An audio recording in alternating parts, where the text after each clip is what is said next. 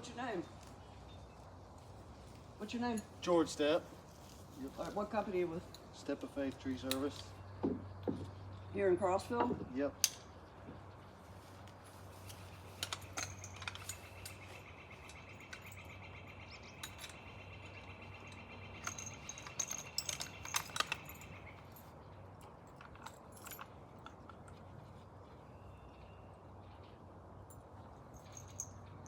What are they? Are those called clamp on? What are they called?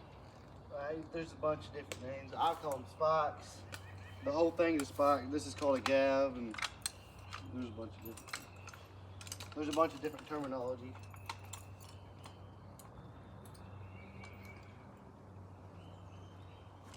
I bet you just grew up climbing trees.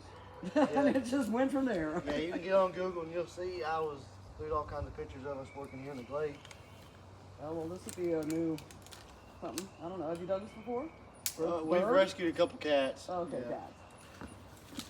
This is wild animal rescue. But be careful.